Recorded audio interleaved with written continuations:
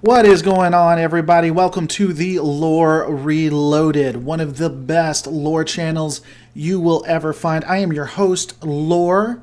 I also have with me the one, the only, the Anti-Trekker, a person who is just exploding today and will probably be far past me in subscribers one of these days, coming up soon.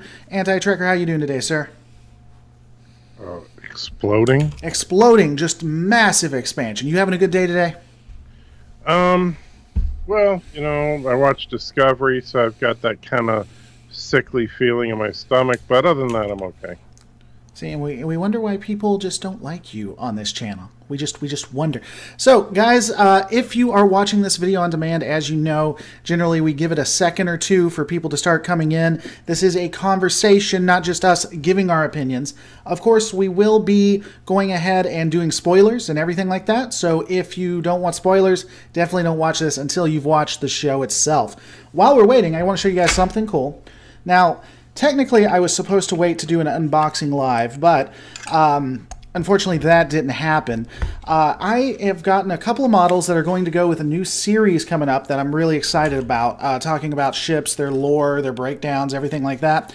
Got this from Eaglemoss, who's been pretty cool to partner up with me and send me a couple of stuff. So we'll be breaking down the Intrepid class tomorrow, and then Wednesday we'll be going and discussing Voyager and just everything to do with Intrepid and Voyager itself. Probably the last time we'll do that for a while, and I'll be doing a giveaway of Eaglemoss's stuff, so it's going to be a lot of fun. Definitely check in the description if you're watching this on demand, not necessarily right now. And just looking forward to it.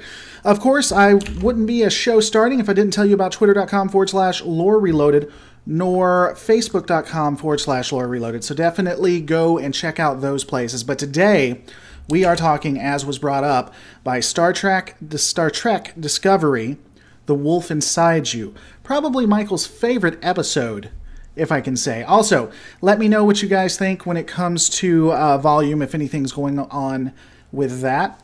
So I guess we'll just break it down. If you guys have any opinions or anything, we'll bring that up while we're going through it. But so starting out, Michael, or Anti-Trekker, I know you said that you generally don't try to give a 0 to 10, but if you, or not 0 to 10, but 1 to 10. So based on the series itself, on the episodes given you itself, from 1 to 10, where would you put it? Probably about a 5. I mean, it wasn't horrible like the first few episodes, but it wasn't as good as last week's episode, nor the last couple of episodes from the first half of the season.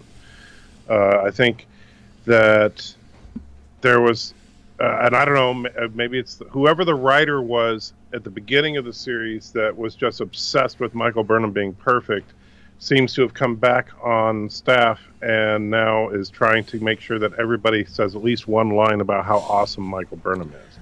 So I'm not a big fan of that kind of crap. The overall story was kind of just there. In some ways, kind of like the film The Last Jedi. It's like it didn't really feel like much happened here in this episode.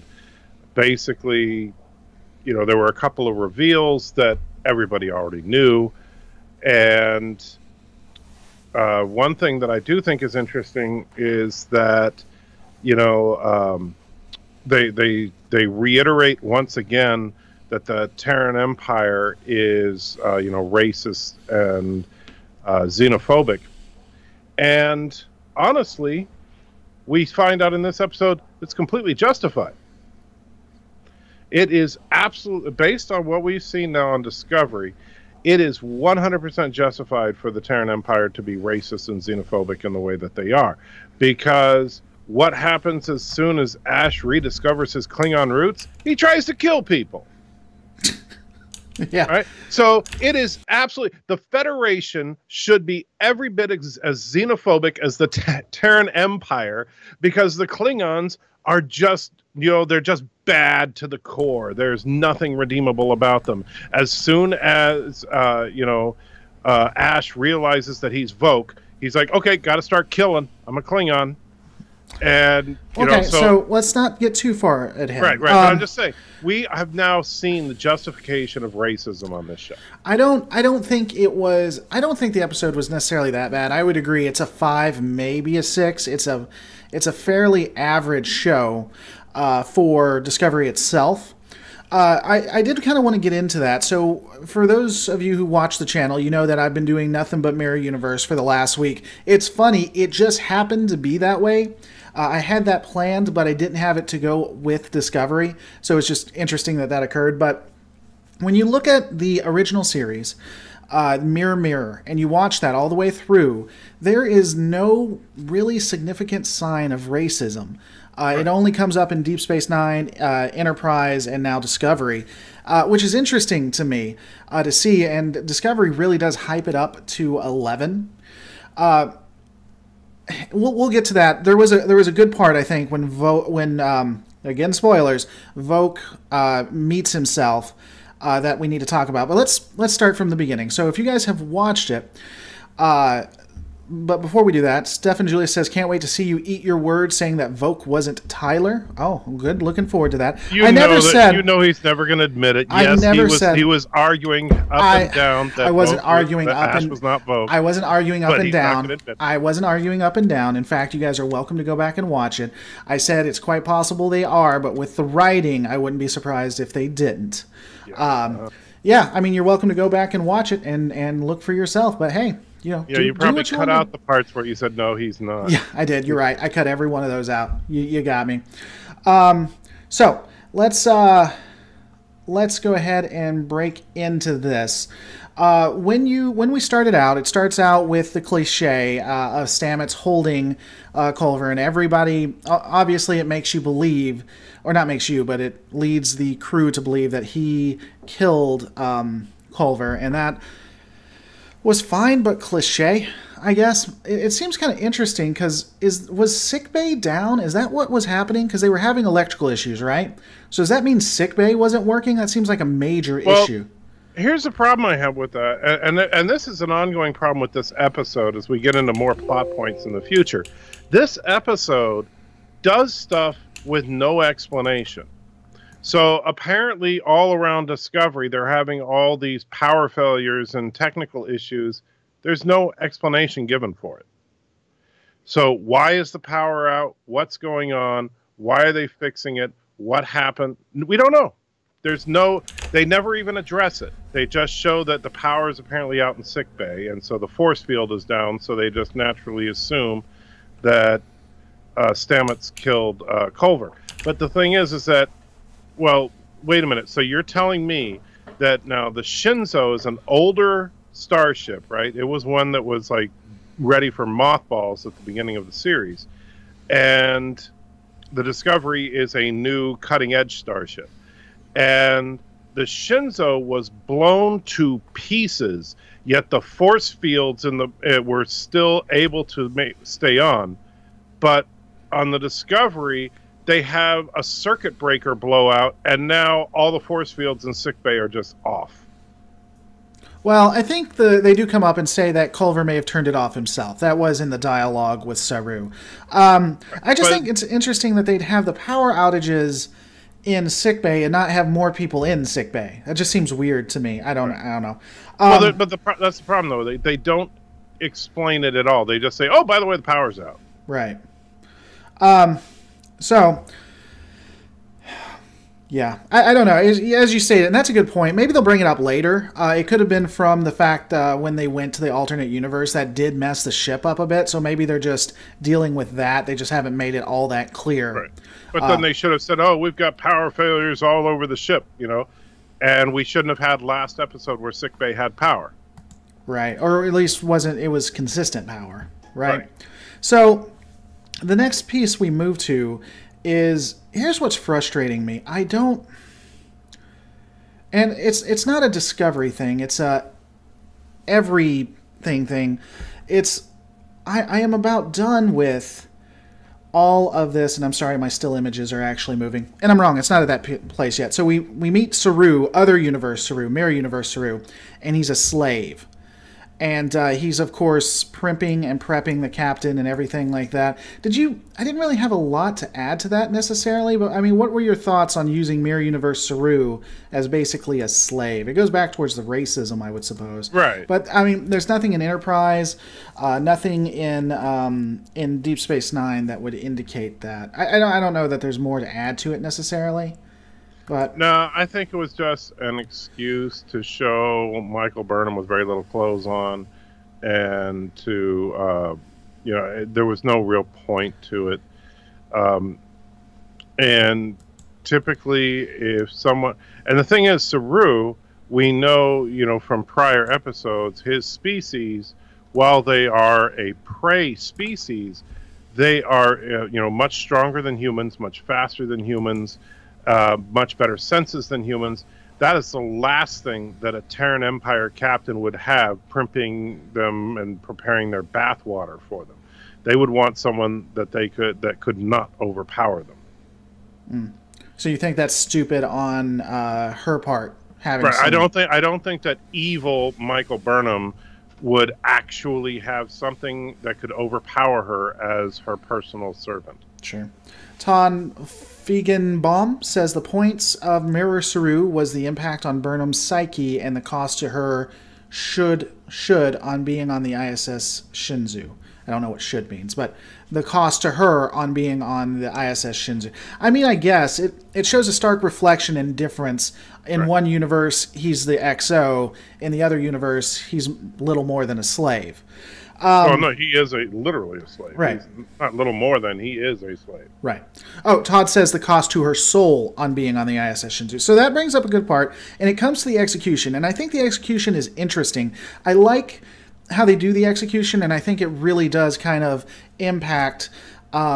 It shows you a different side to the Empire, converse to what you would expect from the Federation or from Prime Universe Starfleet. And how she's talking about how it's getting easier for her to do this, how she's letting it happen. You see her at this execution, approving it. And one thing I loved about this scene is that if you notice, I think most, if not all of them, were human. And as Rod B. Rules says, the people being executed? Yes. Yeah, there were 3 humans. And Rod B. Rules says the execution is the 23rd century of walking the plank. Yes, it is. But here's my thing. I love that they could have went the easy route. They could have went, let's get rid of these aliens. Of course, then you and me would be complaining that they had aliens on a racist ship, right? Well, what's Saru doing there? Well, that's true. That's true. But still, we'd be complaining about that. But they are executing humans, and I would have loved to had their crimes put out, because they were saying things that were against the Emperor, right?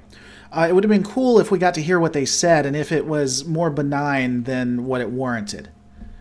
But I did like that scene. I thought it was really interesting. I love that they got put into space, that we saw them. It may not be the most realistic of what would happen to you if you went into space, but I still enjoyed that scene. Was there anything you wanted to add to that? I thought it was done well. It was a good comparison. I'll give them some credit here in that they established their standard form of punishment, showed that this is a fairly routine thing, and then of course later in the episode there's a payoff to it and it makes sense. So right.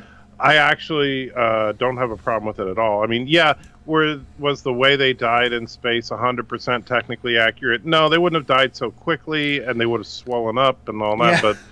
But that's not. I don't really care about that. You don't have to make. And by the way, Mr. Lundell, you do not explode in the vacuum of space, but your extremities would swell up to about double their normal size. Right.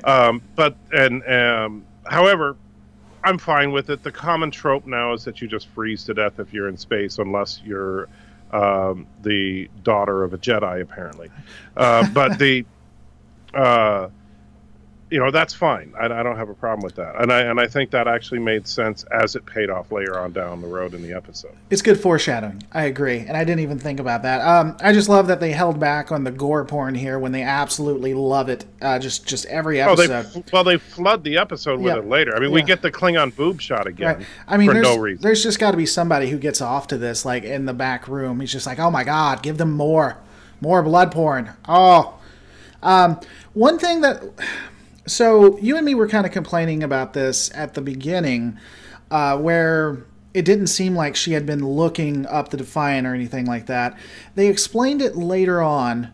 I wish they had given that at the beginning, like as a part of the prologue or whatever, but that's a nitpick. So, I mean, ultimately, they are trying to figure out what's going on, trying to look up the Defiant, but unfortunately, it's all classified and they can't get past the system, and yada, yada, yada. Then that moves to the part that I wanted to complain about a moment ago, and this is really with the exception of the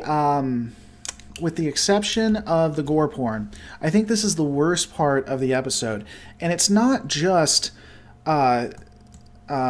Discovery that does it. A lot of other people do it too, and I hate it. All of these sex scenes, these bringing in these scenes between Ash and Michael, and I get it because, you know, it's an ultimate betrayal of Michael, and it's used to build up Michael in a way, but you don't need these type of love story. You can write a good science fiction and not have a necessity of two people banging or getting naked in front of the screen. And I wish that we had more science fiction that didn't rely on a romance trope, in my opinion. Every time it came up, it was unnecessary, it was useless, we weren't really given more information, we knew everything they talked about, it was just filler, in my opinion. Now again, I generally, this episode was fine. Again, it was a 5 or 6 out of 10 for me. I did not like that piece. You know, it felt so useless to me. Again, I think kind of like with the whole thing with Saru, it's more or less, I mean, I apologize, I can never remember the actress's name, but the actress that plays Michael Burnham, she's beautiful, and they want to try and show off her hot body and everything for the camera. And the guy that plays Ash is a good-looking guy, so, you know, for people that are attracted to men, they throw him on the screen too. And I get that is a way to try and get more viewership, but at the same time, yeah, I don't think Star Trek was meant to be, you know, adult entertainment, and I don't mean adult entertainment like porn. I just mean that it's supposed to be family-friendly, which this show clearly is not. Right. And, you know, and so... Was it necessary to the story? No. I mean, how many times did Captain Kirk or Captain Picard or other various Starfleet officers have sex, but they didn't have to show the long, drawn-out, ooh, let's be in silhouette while we're naked scenes? Right. And the funny thing is, of course, and by the way, I know a lot of people were saying, oh, there's only one sex scene. Well, technically there was 2, because we got this one at the beginning, and we also get a rehash of... Ash and the female Klingon having sex, and I do think it's kind of funny that we have now seen full-on Klingon breast nudity twice on the series, but when Michael Burnham's on, they got to have her, you know, covered up because reasons. Well, you know, and again, the sex scenes are unnecessary. They don't add a lot to it, and they take it down, in my opinion. Right. Oh no, it's totally gratuitous, and that's what I'm saying.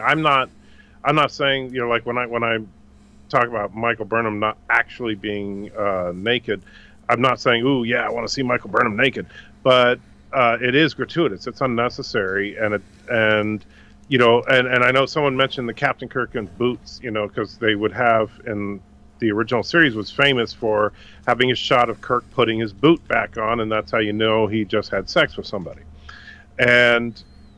You know, that's really all you need. You don't have to have the pillow talk scene, but that's become a trope in and of itself. So there's a couple of things to that, too, and then I kind of want to talk about what Sci-Fi Sith Dan brought up. Usually, not always, but usually in The Next Generation and Deep Space Nine, in the original series, the sex scenes felt like they did move it forward, and it wasn't just gratuitous. It felt like there was more to it. Now, there are a few instances in all of the series where it was just there to be there, just because it had to be a part of the trope. But I think that a lot of them added to it, even in the original series. Though I will say, Kirk was the biggest creeper in the original series. Especially Mirror Mirror, but in other instances too, came off as just a huge creeper, in my opinion, in a lot of his interactions. So, Sci-Fi Sith Dan, you answered this in the comments, but I think we'll talk about it too. Lore Reloaded and Anti-Trekker, did Star Trek Discovery ruin Gene Roddenberry's Star Trek Dream? I would say his dream was destroyed in Deep Space Nine. But I would agree with Anti-Trekker that that doesn't necessarily matter all that much to me. It's something to talk about, it's something to discuss, and it's something to remember. But he has been long gone. And just because it's his focus or his dream doesn't necessarily make it right.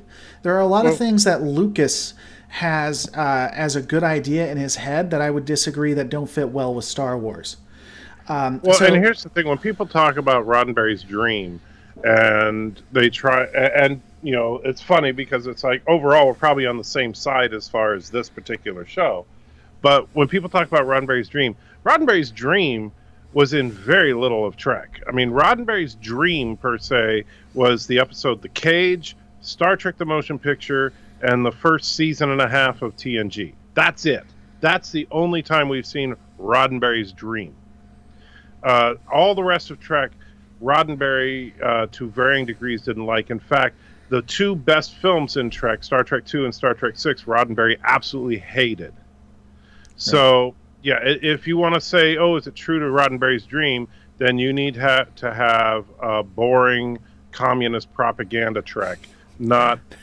I don't know. So, I don't know that I go that far, but I think one of the reasons that I like Anti-Trekker's channel is because he talks about a lot of stuff like this. He talks about The Cage, and it's well worth taking a look at and going into when you look at what Roddenberry had a hand in and what Roddenberry didn't, and what's very popular and what's not.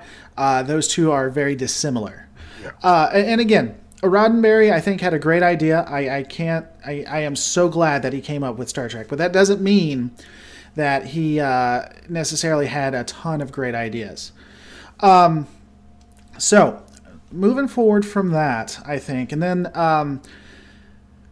another thing. Well, we'll come back to that because someone's talking about the Defiant. We'll definitely come back to that. Saru said something that I thought was just ingenious and that I loved. Again, there are good points in here. It's just there's a couple of filler points that made no sense and a couple of things that were obvious that could have been handled better.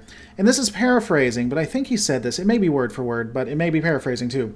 So basically, she sends Ash away. She sends Slave Saru away. And of course, throughout this time, she's being nicer and kinder to Saru. And I thought that was nice and subtle, that it wasn't being overly done. And I think that we get the payoff to that towards the end. But you could see how he treats Saru and or Slave Saru, and how he's appreciated and how it's a little, he doesn't know what's going on. And I think there's a payoff. I think there'll be a payoff later too. But ultimately, she gets in contact with the Discovery, right? And here's something important that's going to come up later because you and me discussed this. But when she first contacted Discovery, they first acted like they are the Mirror Universe versions. She pulls out what looks like a device, and she makes sure that they're encrypted and it can't be reached. It took at least 30 seconds to 60 seconds to ensure that all of that was set up. Maybe that's a little over. It took at least 30 seconds, right? And that's important because that's going to come up later. We're going to just shelve that. Just remember that. But I liked the conversation that she had with...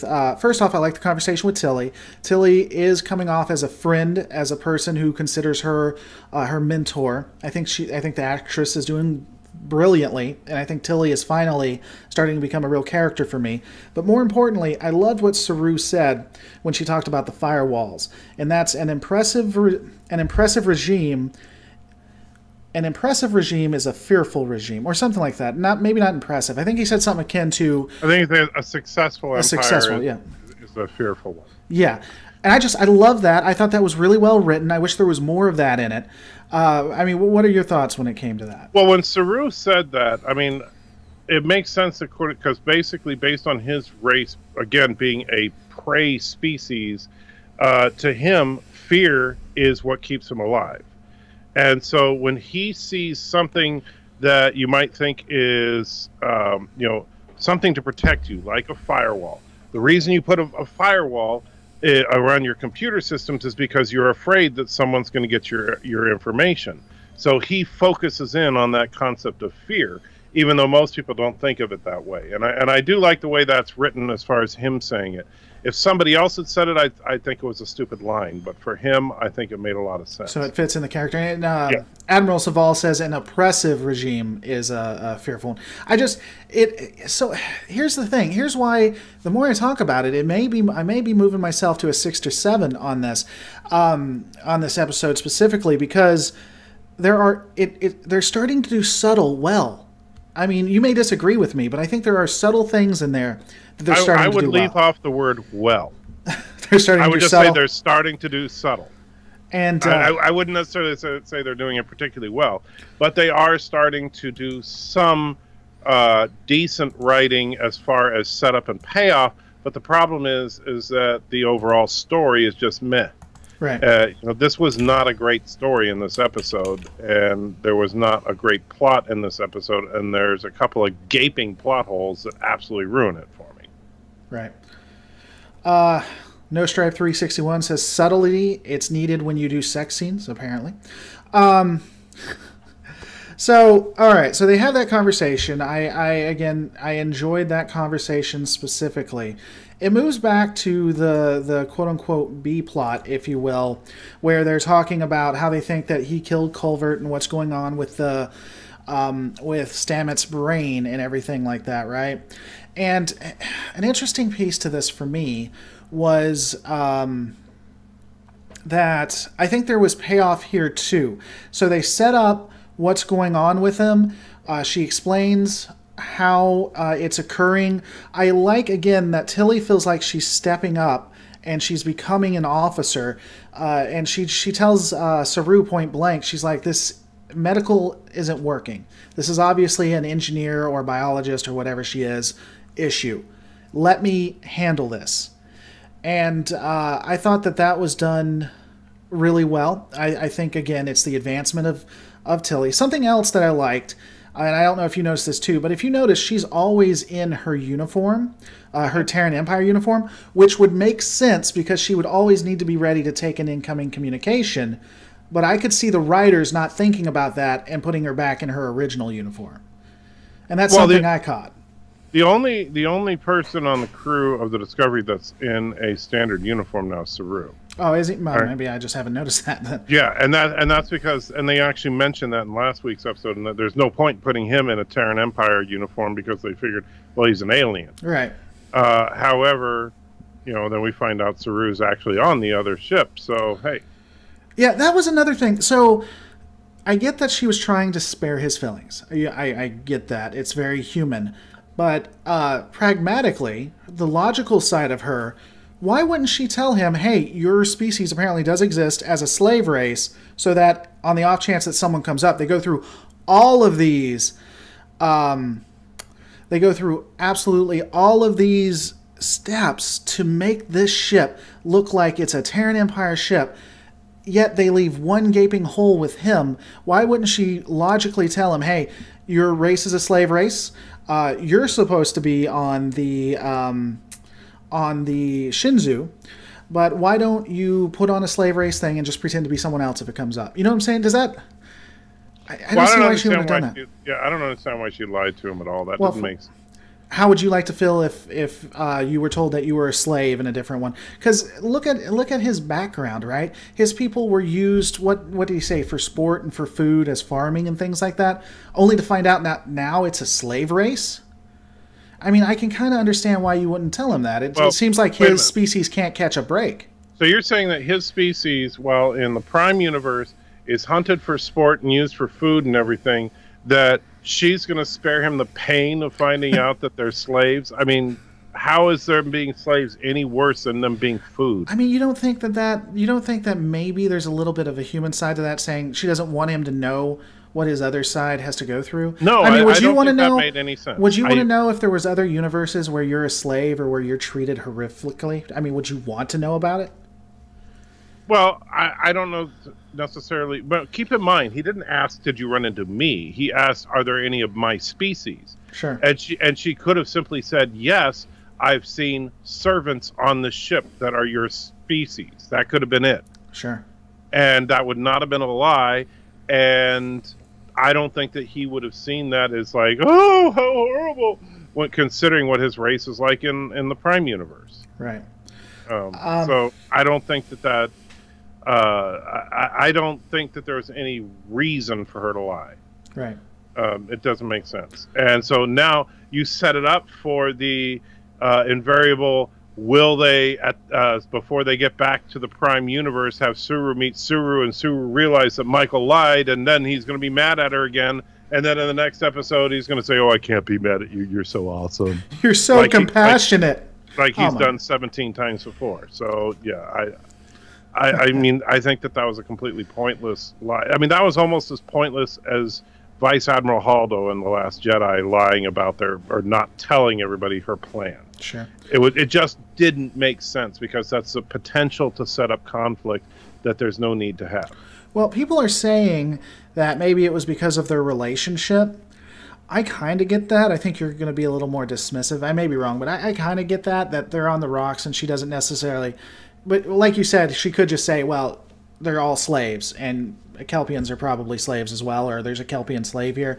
But her owning him, especially given their, we'll say, rocky relationship, I guess, kind of. You know? I don't know.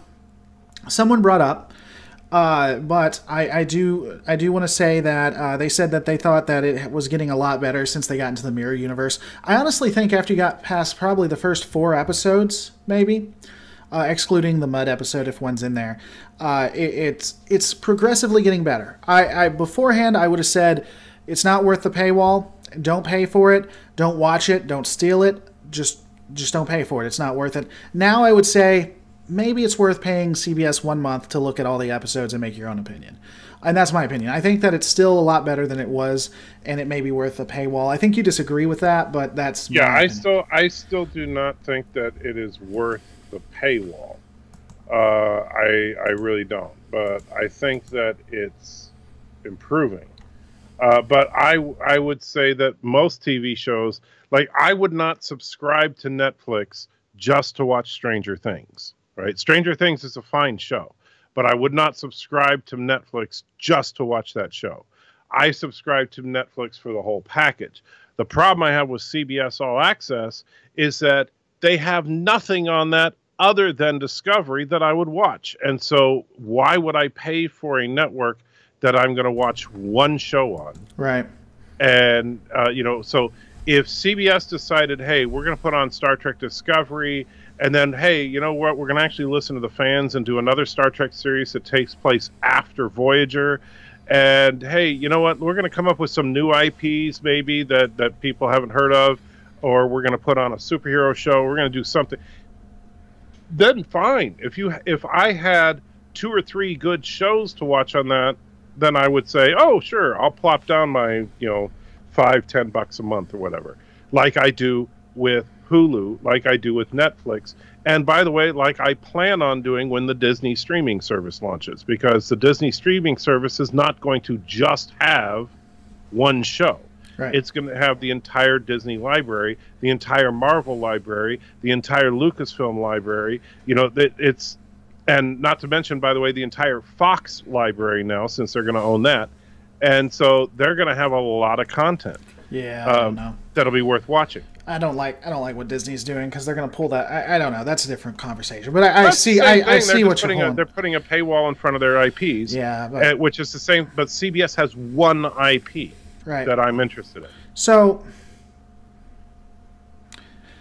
okay, I'm apparently needing to watch my language. I don't remember saying anything negative, but okay, maybe I did. Well, you opened your mouth, so that's enough. At Lore Reloaded, I think the reason Lorca does not want to leave is both for his punishment and what he did to his first crew. A lot of people are saying they think he's from the Mirror Universe. I remain unconvinced on that. It would make sense, and I think it would be cool, but I don't think he's from the Mirror Universe. I just don't. Moving on to the next piece, of course, she gets the orders to catch the big baddie. I forget what they call him, the Wolf of Wall Street or something like that. Yeah, not the Wolf of Wall Street, obviously. They called him what, the something wolf? I didn't write it down. I guess I should have. Interestingly enough in this, and again, it goes back to being subtle, When she gets the command to destroy the planet, she, of course, tries to buy time because she doesn't want to destroy it. I love the interaction between her and her XO, and I forget the name of that character. But I thought that you can see that something's brewing with the XO. And if they don't do anything with that... Firewolf, that's right, he was the Firewolf. And if they don't do something with the XO and the issues that the XO is having with her, I'll be really surprised. Because it seems like there's a lot of tension there. Wouldn't you agree? You know who I'm talking about, right? The I forget her name because she's a side character. Yeah, you can see her in the picture if you're looking on it, right behind Michael. Oh, the number one. Yeah, number one, the XO. Well, there's a little bit of tension there, but do I think that it's going to be huge? Probably not. You know, and by the way, people keep throwing up that the FCC denied the merger of Fox Disney. I haven't heard anything on that, so I don't know where you heard that, but I don't know anything about it, so I can't comment on it. But I don't know. I think that they, you know, the number one character on the ship is just there to make sure that you know, keeps her on her toes, more or less. Right. So you don't think you don't think there's going to be any tension because they're really building it up. She continually has fights with the XO. The XO looks at her confused and frustrated. So you don't think they're going to be? No, I don't think they're going to. I don't think that we're going to see anything major. And Admiral, I would need more than a friend of mine works for the FCC to believe that.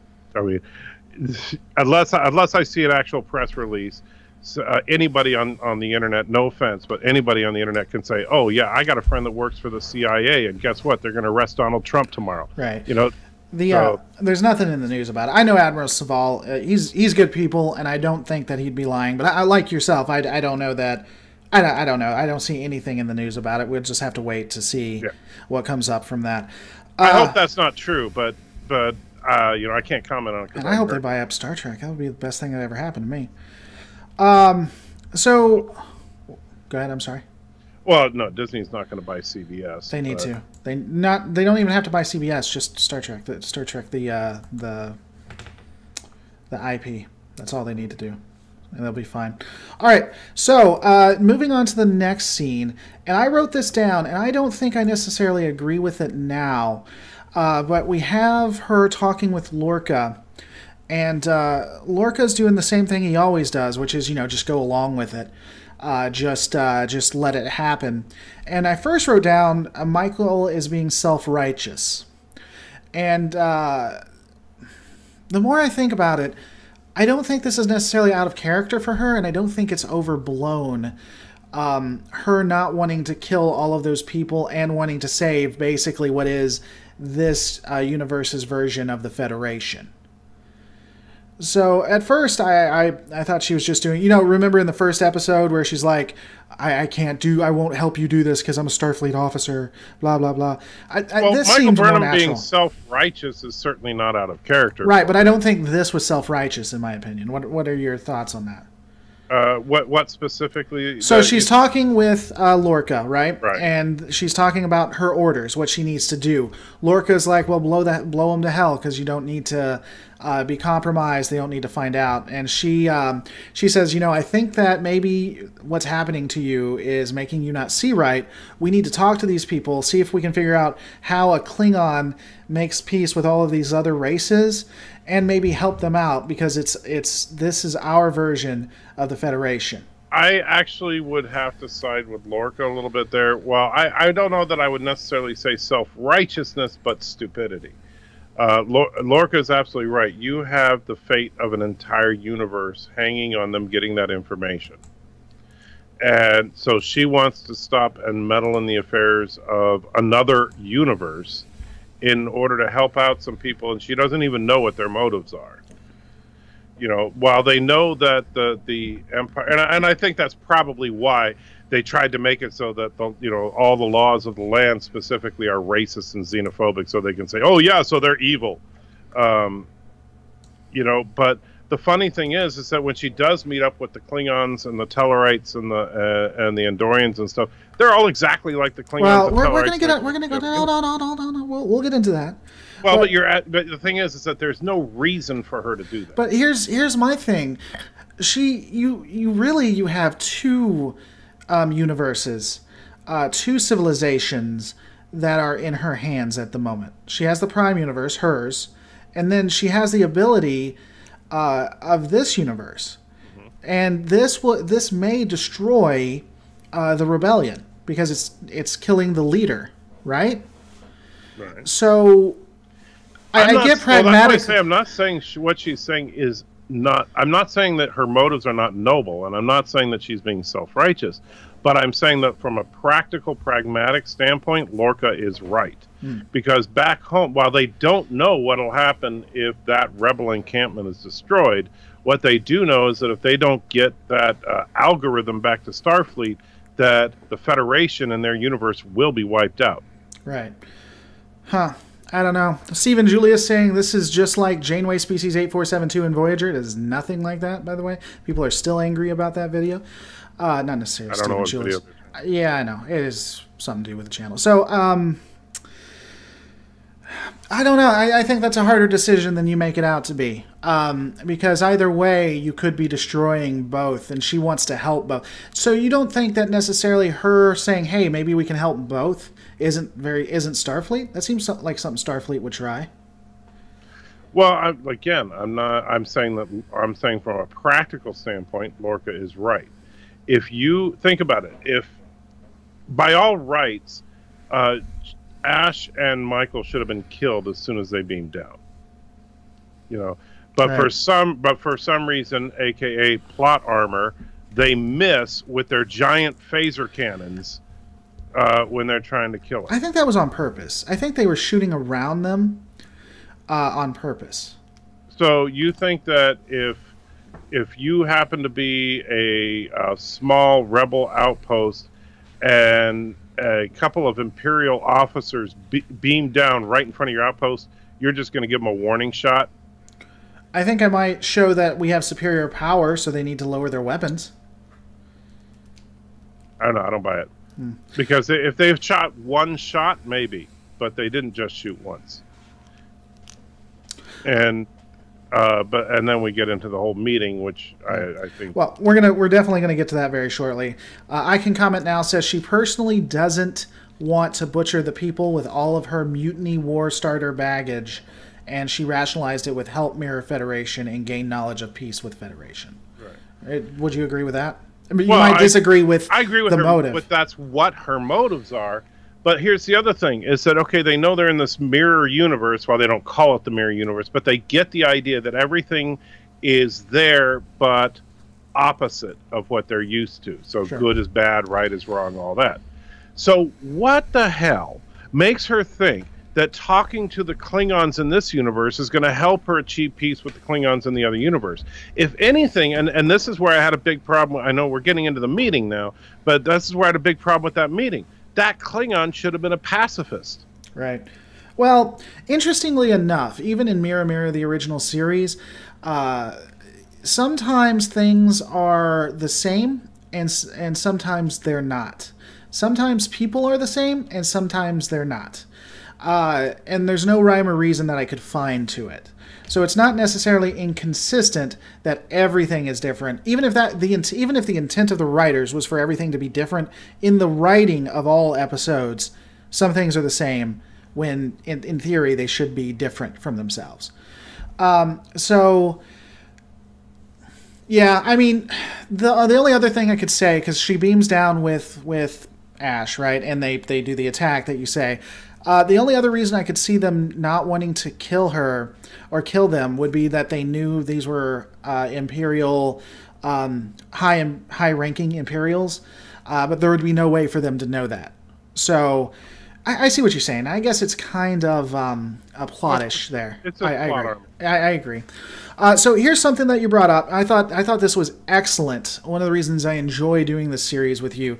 And it's just excellent when you bring it up. So the Andorians, I forget if there was a Tellarite, but there's a Tellarite. Yeah, there. I think I see one. The Andorians, the Tellarites, and any other species all look like their species. All look like the Enterprise species. All look like the Deep Space Nine series. But God help you, don't you let those Klingons look the same. Right. So Why? yeah, and that's the thing, and because like the Andorians here, you can see some minor changes to the Andorian makeup, but he looks good, and he clearly, just at a glance, you know that's an Andorian. Right. If you know Trek at all, you see white hair, you see blue skin, you see the antenna. Okay, that's an Andorian. And same thing with the Tellarite. The Tellarite, his features looked much more pronounced. His tusks were much larger, but it was clear that he was a Tellarite. He was, basically Tellarites look like, wild pigs with their face. And okay, fine.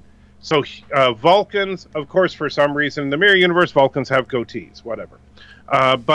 So we have Vulcan, Tellarite, Andorian, human, all exactly the same, but Klingon looks like a Klingon crossbred with a xenomorph from Alien, and still talking like for whatever reason. Right.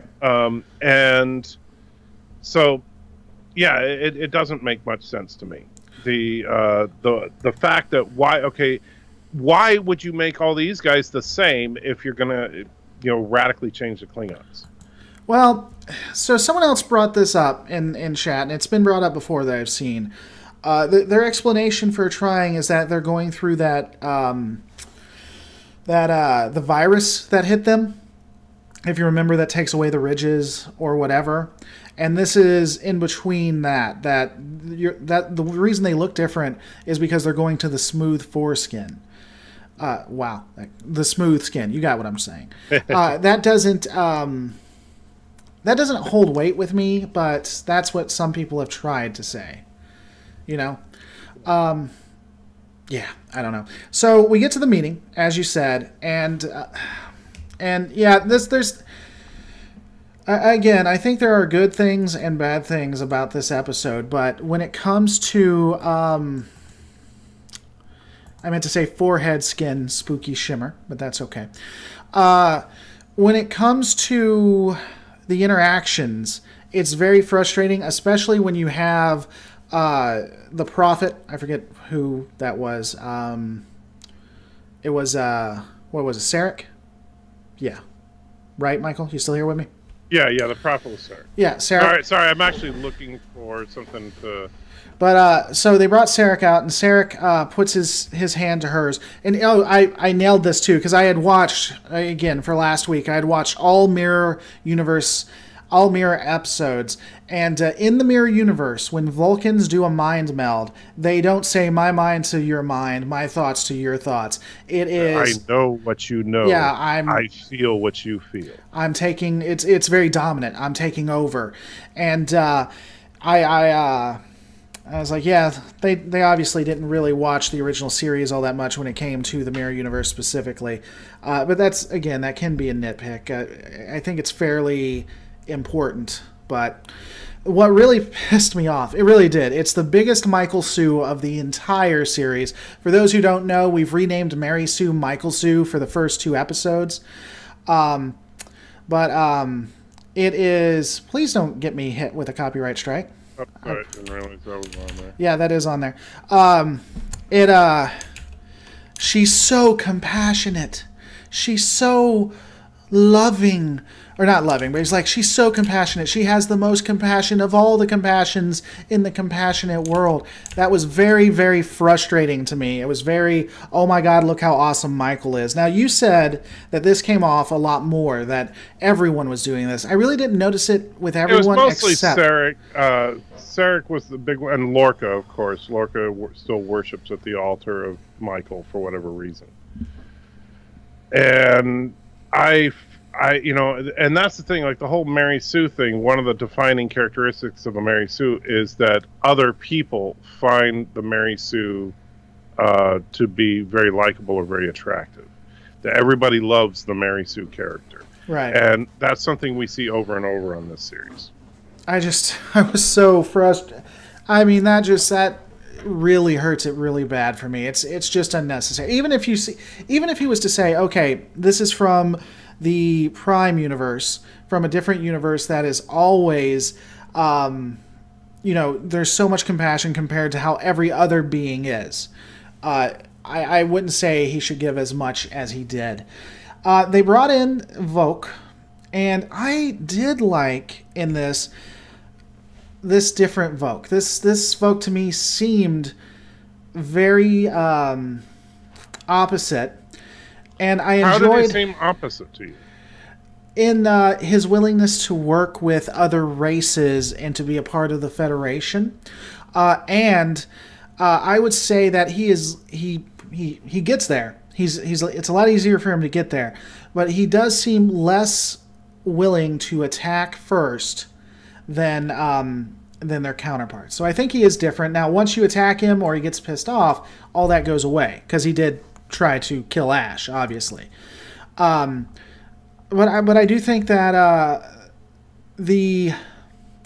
and I forget, I wish I could have enough time to rewatch it, but the interaction between Klingon Voq and Ash was I really enjoyed that, and I really need to rewatch it and should have written down more to it. But I don't know. What I didn't like for sure was the gore porn. Oh man, why do they feel like they have to do that? What does that add? I'm going to ask this. If you like Discovery and you think that this episode was great, what does the gore porn add? How does it, we've seen it 3 episodes in a row. What does it add to anything? And we'll give a brief moment for people to catch up. But I don't know. You didn't like that at all, though, right? You thought they were completely different? What do you mean? I didn't think that. They were Voq and Ash. You thought they were the same. I'm sorry. You thought Voq was the same. I think that this is just Voq in a desperate situation, as opposed to Voq in a dominant situation like he is in the Prime universe, where the Klingons have the upper hand. In the Empire universe, the Federation or the Empire is much more aggressive, much more warlike, and is pushing the Klingons back. And so Voq realizes that the only way for them to survive is to team up with these other guys. Whereas Voq in the original or in the Prime timeline is in a position of dominance, at least up until he disappears and becomes Ash. But the gore porn thing, I think it's stupid. It's like they have these little bits that are, what is the point in showing? And it's not even the fact that they're showing some gore, it's that they're showing the same gore over and over and over. We saw the exact same shot of the Klingon boobs and him being ripped apart that we've seen in like 2 or 3 other episodes. Right. And it doesn't make any sense. Now, with some addition where we get the quick flash of Voq actually in those positions, which, remember, I actually said when we were arguing over the rape thing, that I said that they may do a trick where we see it from a different perspective later, where he's actually Voq having sex with her, not Ash having sex with her. Right. And which it looks like they kind of gave a glimpse of that. But this, and there's nothing here that's really all that, there's no big shocker to this because everybody figured it out the minute Ash showed up. Half of the people on this live stream had figured out that, that's got to be Voq. You were the only one that didn't think he was. You keep telling yourself that. I said it's quite possible he's not. It's too obvious. They obviously went with it, but it felt way too obvious. You were giving the writers too much credit by trying to think they weren't going to do what was obvious.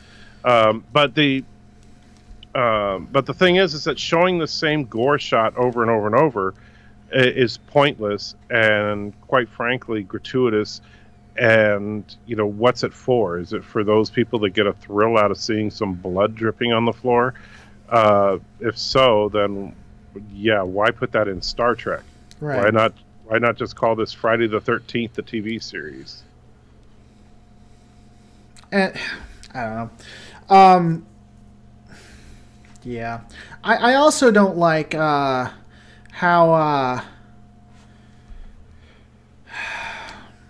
I don't like it towards the ending too, where the prophet comes back in and it's like, I don't know about him, but she's so awesome and she's great. It's just, that was frustrating.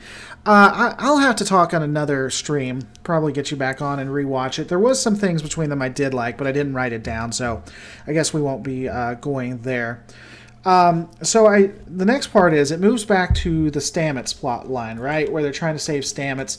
I really like that they're making Tilly standing up. She's having more to do with it. I can't even read my own writing. Don't something Stamets in a range. I don't know. I forget what I was writing about that, but there wasn't much adding to that besides she tried something. They talked about her moving into command, and then it looks like it fails. And that's the common trope, because we know that in the end it does fine, and I expected it to do fine. I didn't expect them to kill off Stamets. There was that controversy we spoke about that is worth bringing up a little bit, that people were getting upset that they were killing... they brought up the two homosexual characters so that they could, have that as a little tick, and then was killing them off. And right. I don't think you and me would probably agree on this. You said it was giving them too much credit. I just don't think that's what they were intending to do. Right. I don't think that they had planned on. I forgot the name. What's the name of the doctor again? Culver, I think. Culver. I don't think that they had planned Culver's demise before the writers started writing this episode. I don't, because that's a problem with this show. And in fact, for those of you, if you know who Boofire is, he's commenting on, he put up a video today about his opinions on The Last Jedi, and talking about how the problem with the new Star Wars films is that they don't have a direction. They're just kind of moving into random directions here. And that's what I think we're seeing on this show a little bit, is that because of all the shakedown that happened when they first started producing the series, because remember, when they started producing the original pilot, they had this very clear idea that this was going to be this huge political thing about the Klingons being Trump supporters, and and we're going to show all this progressive political crap in the Federation, and that's going to be all wonderful, and all the social justice warriors are going to watch it, and it's going to be the biggest hit ever. And then they realized that's probably not a good idea, and they've been fighting back and forth on how to produce this show. Now they have no clear direction. And so they're just kind of saying, well, let's do this. Right. And, I know, let's kill somebody. Who should we kill? Roll the 20-sided die. Oh, Dr. Culver.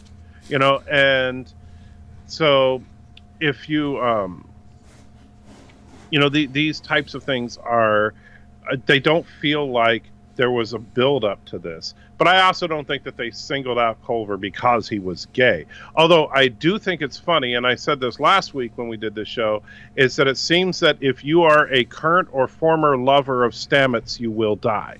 That's going to be a trope on this show now. Because, what's going to happen? He's going to get better, hook up with somebody else, and then that person's going to die. It's just going to be anybody who has sex with Stamets dies. So you reminded me of something, and this is a small thing, but it really does irritate me. They changed the logo for the Mirror Universe. So the Mirror Universe, the original logo, was the sword... Globe with a dagger through it. Yeah. Yes, and it had all of the continents on it to show that it was the Earth, right? So it was basically the United Earth, but an evil version of them, right?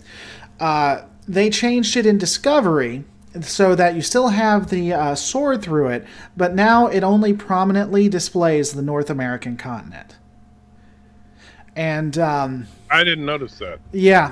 It's a small thing, but it'd be nice if you didn't have to, if the United States didn't get bashed every 20 seconds. I'm not saying the United States is perfect. I'm not saying that some of the hate isn't earned,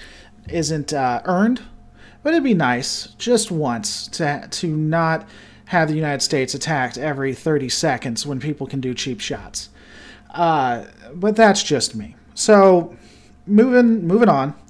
So I guess they're just saying that the United States is xenophobic and racist. Well, and a lot of people are now saying, well, that's probably where the Terran Empire originated, even though we have evidence to show it's probably originated in the Roman Empire, and the Roman Empire never fell. But, whatever. Who cares about continuity? This is Discovery. Continuity can just screw off. Because we got to get our digs against the U.S., don't we? God, it wouldn't be America if you didn't attack your own... Anyway, sorry. So, moving on. You have the showdown between Ash and Michael, and this happens a lot quicker than I thought it would. I thought they were going to play this out a lot longer. It did surprise me that Ash just comes out with it and we have that confrontation. I expected it to be long. Did that surprise you out of curiosity or no? That he just kind of went ballistic out of nowhere with it? Yeah, and that he admits it and that she's now not sleeping with the enemy anymore. I expected at least 3 or 4 more episodes of this, of that, Yeah, I thought it was kind of stupid. I mean, that's... What about it did you think was stupid? Well, the Ash is... just like a complete... Ash is completely irrational. That's the problem, is that he is just like, oh, he has a flashback of these horrible memories, and so now all of a sudden he's going to go on a killing spree because reasons. Okay. And I don't like that. I think that Ash... I know people that have had PTSD and have suffered from PTSD, and yes, sometimes you can get, PTSD victims can have violent episodes, but the way that they're kind of portraying it with him is that he's remembering, bits and pieces of what's going on. That's really not classic PTSD. It's more of a, repressed memory situation, but that's a whole other thing. And just remembering it isn't going to all of a sudden just make you go start wanting to kill people. Particularly when he realizes that the person that he's talking to is him.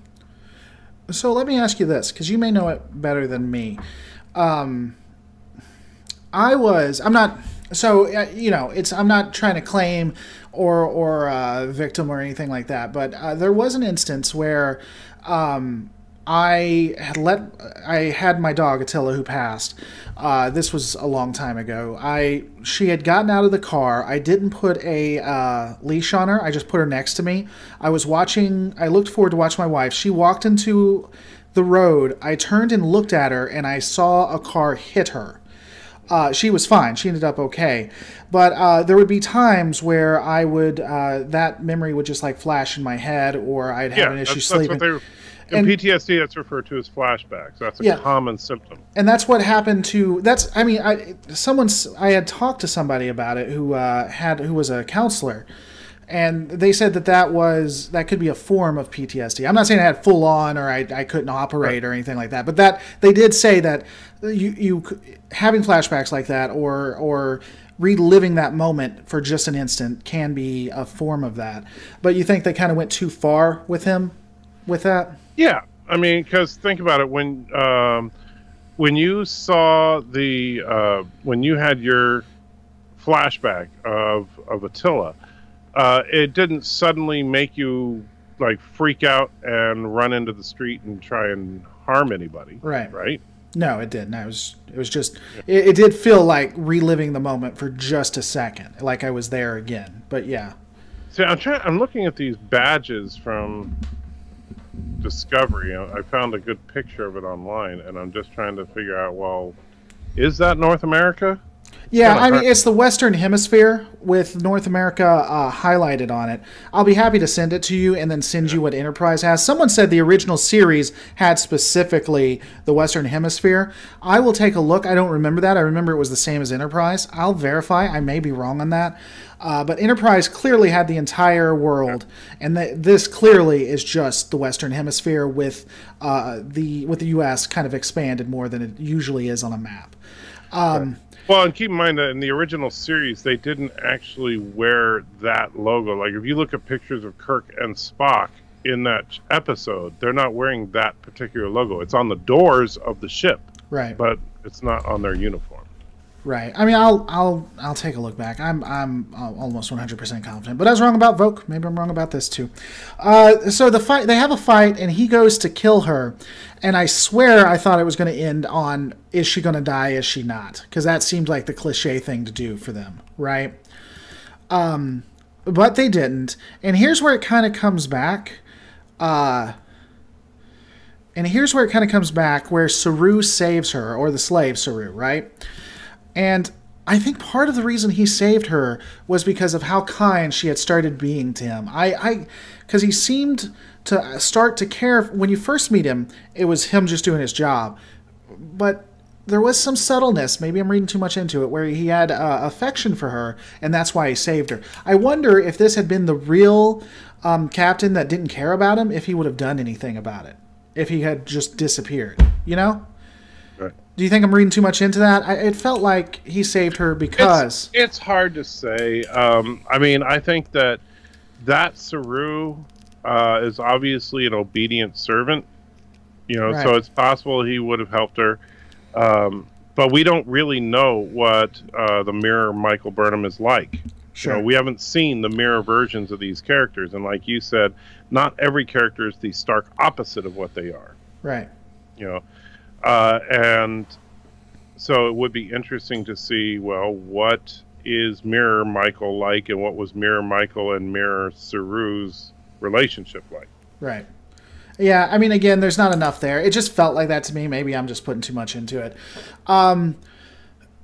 Here's where the part I think both you and me have some issues. Maybe I have more than you, but I think we're both on the same page with this. So he's caught, and of course, the XO is like, well, are we going to kill him? And she's instantly like, yes. And it makes it believe like, well, this is a spurned lover. She is now mad at him because he's not who he said he was. And they go to execute him. She walks up and punches him. Of course, she asked any last words. He starts talking Klingon. No one else questions this, by the way. I get that we're about to execute this guy, but all of a sudden, this dude's talking Klingon. That might raise a couple red flags. Apparently doesn't. She punches him, and then she is the one to do the transport away. And I seriously thought as soon as she was going to transport him, she was going to transport him somewhere safe. Right. I thought she was going to beam him directly to Discovery. Right. I was surprised that she actually did beam him into space. Now, ultimately, he was saved by Discovery, which raises the question. Apparently, Discovery is staying with the Shinzu, and no one's questioning that either. It kind of makes you wonder why the Shinzu... Here's the thing. They did say last week when they did say keep the Discovery close enough to where you can get us in a heartbeat if you need to. No, I get that, but wouldn't the Terran Empire start to wonder why two ships are staying together and not going after different rebels and things? They just randomly start moving everywhere together. Right. That would, at least to me, I think the military commanders would find that odd. They may not think, oh, something's up or something's wrong, but if you see two ships that generally have separate orders starting to go together, you might question why that's happening, or you might send a communication, what's going on. So they save him, and of course he has that disc they have to get through, right? It's the saving grace. And I love how Saru takes the disc off of him that was planted by Michael, where she got the time to do this, I don't know, but was planted by Michael, and he tells him the entire plan. It's like a bad villain movie or a James Bond movie where the villain tells him everything he's going to do. Because we know Ash is going to escape, and now Ash knows what they're going to do. You know? I mean, what were your thoughts on that entire scene with him being saved and all of that mess? There's so many plot holes here, but there's two main ones that I had a big problem with. Oh, that's right. You go ahead. You bring it up. I was going to talk about it, but you bring it up. So plot hole number one, and this is something that is fixable in a retcon way in the next episode, is, okay, so they beam They beam Ash into space. Immediately, Discovery beams him onto the Discovery, and Saru walks up to him, and they immediately arrest him, and he pulls the data disk out of his belt. So that means that Saru and the crew of the Discovery knew that Ash killed Culver, and that Ash betrayed Michael, and that Ash had the information. All that had to have been communicated to them, but they never established that Michael ever talked to them again after that first scene when she talked to Tilly and Saru. Right. Which, and I'm going to let you finish, but that goes back to my point I was telling you about. Remember, it took up to 30 seconds for them to verify so that they could talk. Right. And I think that's important, but go on. Right. Well, and it's not like you could just do a secret code word saying that, hey, this, it'd be one thing if you were going to say, okay, I'm going to beam this guy into space, get him. But you wouldn't necessarily know, okay, this is the guy that's actually secretly a Klingon. He betrayed me. Make sure you arrest him right away. And by the way, in his belt, he has the secret codes. That's way too much information to be like a quick little blip that you could transmit in a split second. Right. So that's probably number one. In that, and they can, like I said, they could retcon that by showing that Michael actually did talk to Tilly sometime before the execution, and after the betrayal. That at some point, Saru helped her up, and she went back to her quarters for a minute, called Tilly, let her know what was going on. And that I would be okay with that, even though it would be retconning it to fix it. The other plot hole, and this is something that bugs the crap out of me, and has been bugging the crap out of me ever since we first saw this episode today. Now, they have now the data on the, how the Tholian space somehow, interface the Defiant to the Mirror Universe. And so hopefully for them, that will be their way of figuring out a way back home. Fine. They said that this data was so dense, there's just so much information there, that they could not possibly sneak it past the firewalls on to transmit it to Discovery. Right. Okay. I could see that. However, this is my problem. Now, I have, of course, 21st century Earth internet technology. I could send you the entirety of quantum mechanics in a matter of probably 10 seconds through a Skype chat. Right? I could send you that, and then I could send you some relativistic physics. I could send you a map of everything on Earth and get all that to you in a couple of minutes. 21st century technology. What I can't do? I can't beam a three-dimensional hologram in real time to your place. Right? Right.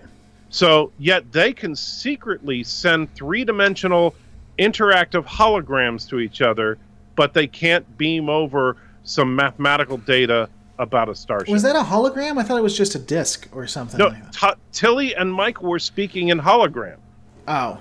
And Tilly and Saru were speaking in hologram. No, I got that. So they were in real time sending all the data necessary for a three-dimensional hologram, but they said, oh, this disk has too much information to transmit secretly. Right. Well, that's a load of crap, because they were sending that holographic imagery two-way was much more data than sending that disk. Right. Well, and that was my thing about that too is, again, like we were saying, there was a build up to it. It looked like she pulled out a special device. They had to do all of this information. To even do that, it took some work. And people are saying, well, they could have sent a quick text message or something like that. They couldn't do that and not get caught. That was the entire point. So even if we assume that they could do all this 3D holographic information, they couldn't do it quickly. And someone else said, well, she put it on him when she punched him. Okay, that's one hell of a maneuver, to punch a person and place it on him without his knowledge. Right, and keep in mind, this guy does not like her. Right. They are not buddies working together in secret. Right. 14 Kalium says the crew of Discovery could have found out Ash killed the Doctor on their own, like maybe they found Ash DNA on the dock. I mean, that's fine, but you still don't know how did they get together to beam at exactly the right time, at exactly the right space. It's one of those things that I guess you just don't need to think a lot about. But you also run into the problem that they came to the conclusion that Stamets killed the Doctor, which was a logical conclusion. Right. And so they would have no reason to suspect that Ash did it. Right. So the last piece of this, which when I heard sounded like it made sense and didn't surprise me all that much, is that the Emperor is, of course, Georgiou. And we already knew that Georgiou was going to be making an appearance. She signed on for like 9 episodes, maybe not 9, but she signed on for a lot of episodes, more than 3. And her dying in the first one means that we have to see her again. So I knew she was coming back. The fact that she was the Emperor, I'm not all that surprised by. The fact that the ship comes up and blows them to hell, I like, because it was something I didn't expect, honestly. And I bet that she's in the Defiant, the modified Defiant. I don't think so. Not from what we saw in the trailer. But it wasn't. It was a surprise to me that the plan failed. Maybe it shouldn't have been, but it was. And then it shows her. Now, I know you had an issue with the fact that it was the Emperor thing, and it is inconsistent with Empress, I give you, because we had Empress Sato, right? If they had moved more into a military standard, I know that, at least it's my understanding, I might be wrong on this, but in a lot of the episodes, they still said yes, sir, no, sir. They still kept to the sir part with the military, regardless of who you're talking to. And they could have went from an authoritarian military side that they decided to go back to Emperor. So it didn't upset me as much. Wasn't the hugest of surprises. I think the interaction between them will be very interesting, though. I mean, what were your thoughts? Were you surprised that it was Georgiou? No, I wasn't surprised at all. I was expecting it to either be Hoshi or Georgiou. Right. And by the way, with what Patrick was saying, to piggyback on that, I think that Georgiou they're going to establish as either Hoshi's daughter or granddaughter, and I'm fine with that. That would make perfect sense. That'd be very interesting, I think. Well, it would make sense in that. Keep in mind, if Hoshi in the Mirror Universe took over as Empress in the Enterprise time frame, it would make sense that her descendants would be Empresses down the line. Right. And so, that's, and I get it. I know that, you have Japanese versus Chinese, but, hey, the guy that played, Sulu is Japanese. He was played by a Korean dude in the rebooted Star Trek. So, and they're not exactly keeping consistencies in this show. So, yeah, I mean, I don't think they're going to care that they got it that wrong. Yeah, I knew that they were going to try to get us with some big reveal on the Emperor because they kept referring to the Emperor when no one would ever refer to the Emperor as Emperor. You would refer to it as Emperor and their last name. Right. So you would be saying, "Oh, Emperor Georgiou will not be pleased." Not the Emperor will be displeased. Right. And so we knew that was coming.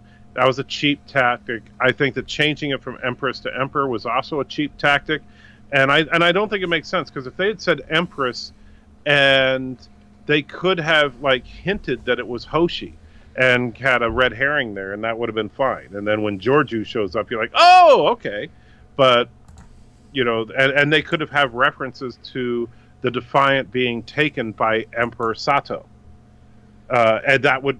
And so you could get this whole thing where, they talk about Emperor Sato being the key to their getting home, and then they find out, oh, it's Emperor Georgiou now. Right.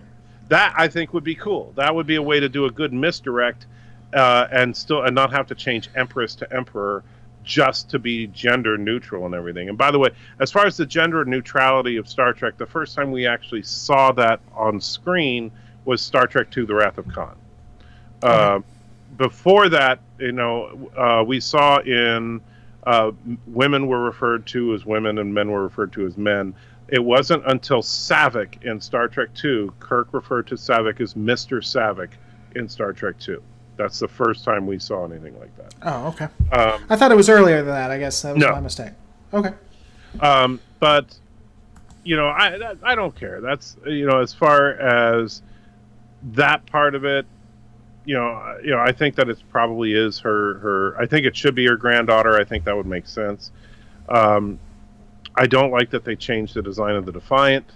I think that the wireframe of it looks stupid. I agree with, and if you haven't seen Trek Yards, they were kind of ripping on it a bit, and I agree with them 100% that it's just change for the sake of change, and it makes no sense to because the thing about the Defiant and the Enterprise, for that matter, the Constitution class starship, is we've seen the Constitution class now in the Enterprise era, of course, in the original series era, and in the Next Generation era, specifically on DS9.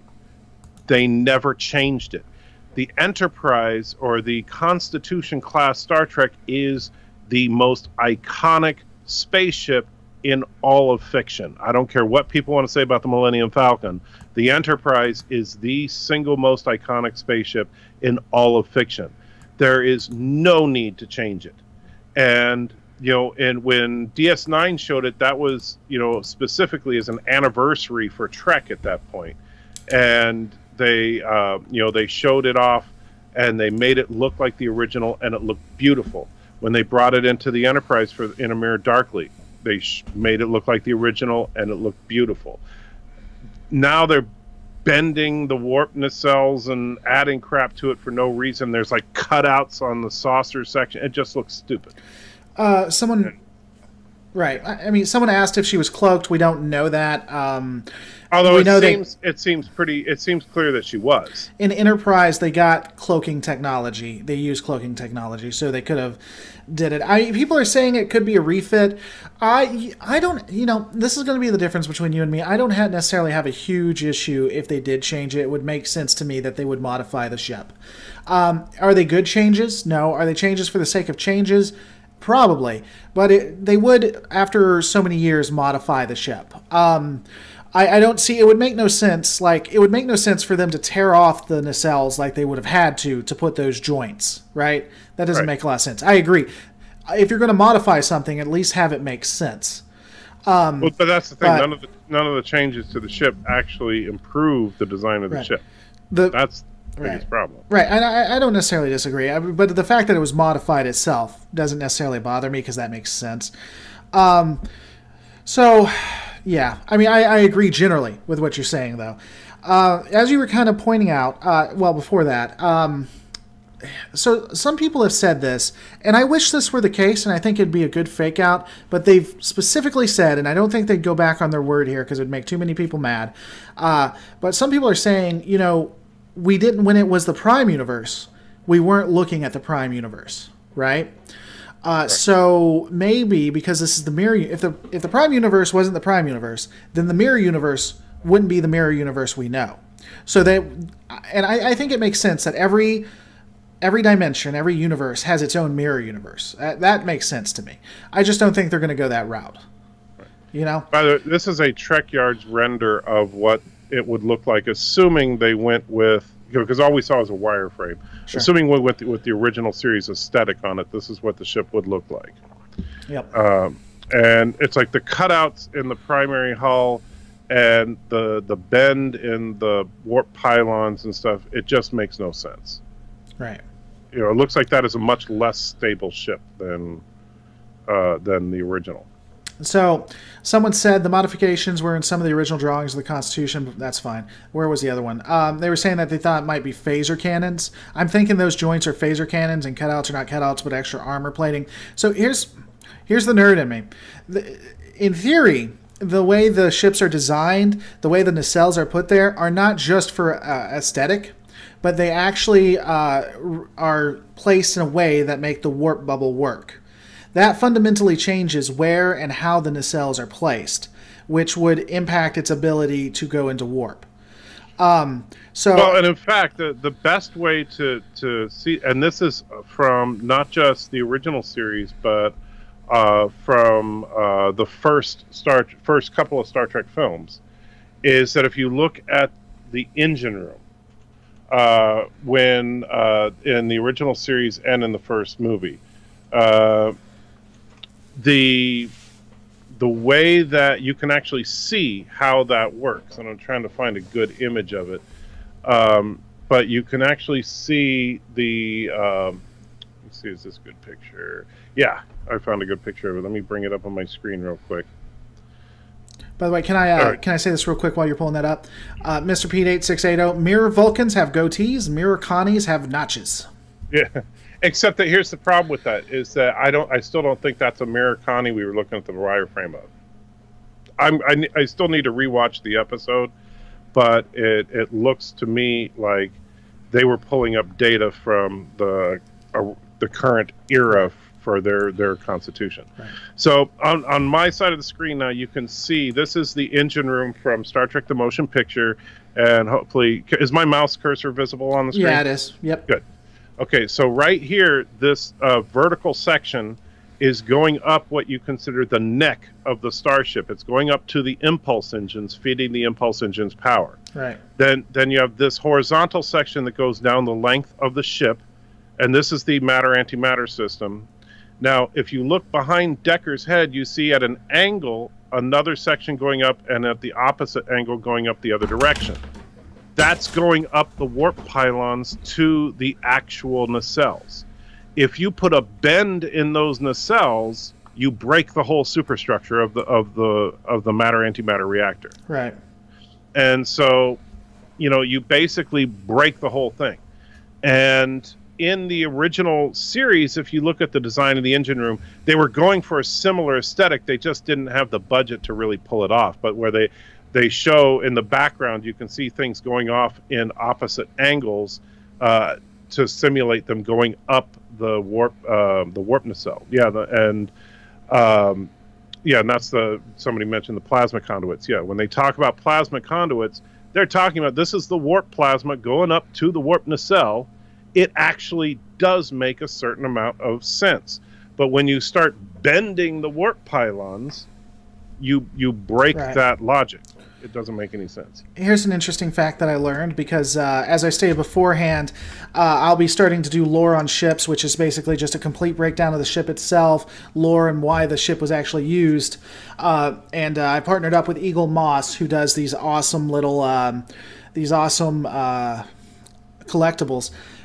Michael, and this has absolutely nothing to do with what we're talking about right now, but something I found interesting. Did you know that the nacelles on Voyager, on the Akira, and the Defiant are ecologically friendly? That they were designed the way they are. It started with Voyager, who had the pylons that would move up and down.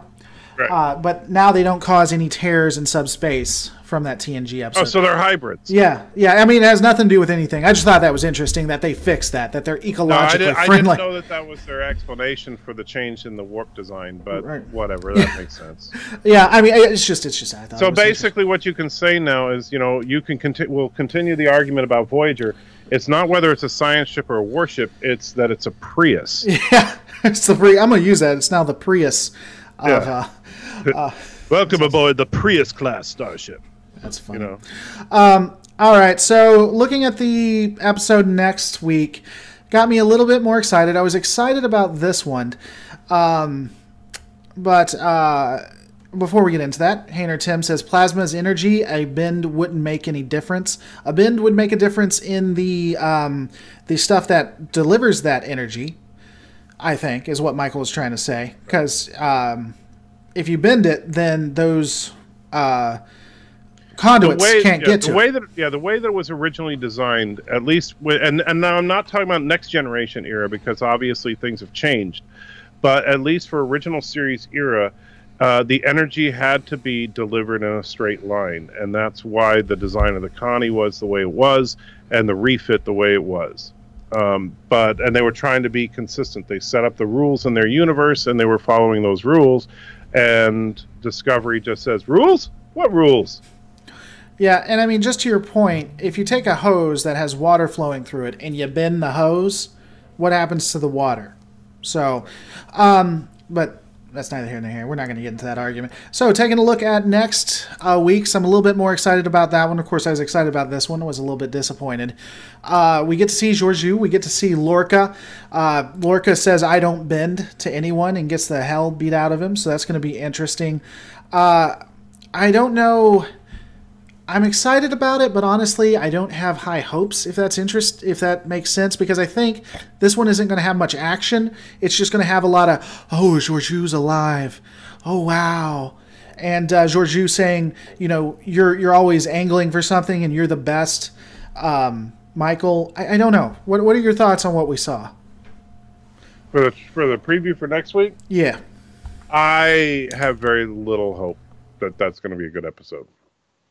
As I said, it looks like it's just going to be a lot of talking more than anything else. It didn't add much to it. By the way, we have 65, if not more, people watching with only 19, 20, 21, 22, 23, 23 up votes and down votes. Why aren't you people voting? Definitely go ahead and vote. If you really like this show, the more you vote, the more you share, the more you comment, the more people watch this. So you definitely need to do that. Beyond that, tomorrow we will be having the Starship series. Michael, or Anti-Tracker, what's the next video coming out on yours, and when is that coming? Well, obviously I have my Fantastic Four videos up now, and I'm working on the life and times of Luke Skywalker right now. Kind of trying to put to rest I'm going to go over the character arc of major characters from several franchises, but it's about the whole Mary Sue thing. People saying Luke was a Mary Sue, and I'm going to be demonstrating that is a load of crap. Right. So definitely go subscribe, check him out. Don't forget to subscribe to this channel if you haven't. On the Wednesday Geek Breakdown, we'll be doing giveaways and looking more at the Intrepid class. Tomorrow morning, I will also be doing a Lore in the Morn for those who aren't on my side of the planet, so that I can talk to more of my audience. Hey guys, I want to thank you so much for watching this. Just remember, don't forget to rate, comment, and subscribe. And I will see you on the next... Say it, Michael. Anti-Tracker. You ruin everything. Why do you... I hate the person you choose to be. So much.